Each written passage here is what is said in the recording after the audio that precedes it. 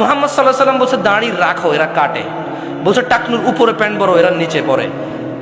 এখন নায়কেরা দাড়ি রাখে, এরা দাড়ি রাখে।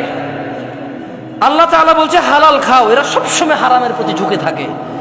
ইসলাম যত কিছু আদেশ করছে, মুসলমানদের বর্তমানে কাজ হয়ে গেছে সবকিছুর বিরুদ্ধাচরণ করা। ওয়াল্লাহি যদি শুকর খাওয়া হালাল হতো, কেউ শুকর খেত না, গরু খেত সবাই।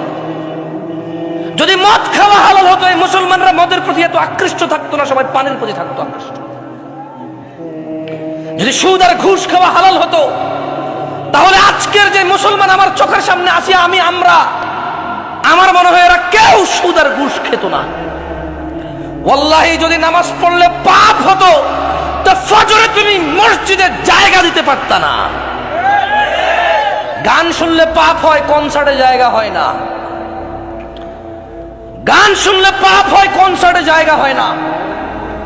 সিনেমা দেখলে পাপ হয়, ইন্টারনেটে মিলিয়ন বিলিয়নস ভিউ হয় ওইটার।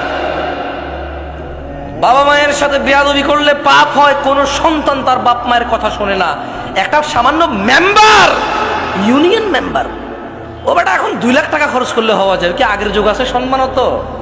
আমি রাজনীতি বক্তব্য দিচ্ছি না, ফ্যাক্ট বলতেছি, নিজের উপরে নিয়েন না কেউ। আমি রাজনীতি বুঝি কম, তাই বলি না। আমার শত্রু বানায় শুধু শুধু নিজের শত্রু বাড়ায়েন না। আমি নিরীহ মানুষ, মনে আপনার কষ্ট যাবে শুধু, বাস। আমারও ইনশাল্লাহ কিছু করতে পারবেন না, আমিও পারবো না। আপনারা যা করবে, যদি কিছু হয় ওটা আল্লাহর তাকদীরে আছে, আমার হবে, আপনার হলে ওটা আল্লাহর তাকদীরে আছে, তাই হবে, বাস, দ্যাটস ইট। আমি ভয় পাই না তা না, এই জন্য আরো অনেক কন্ট্রোল করে বলতেছি।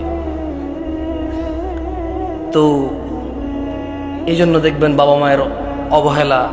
ওর যদি খালি ইউনিয়ন চেয়ারম্যানে বলে ওকে বলিস তো একটু দেখা করতে, ও লুঙ্গি কোনটা পড়বে এই টেনশনে পড়ে যাবে, যাইতে হবে রে। ওর বাপ মা ওকে ডেকে পাঠাইলেও বলো যে আসতেছি, বলে দিস পরে আসতেছি।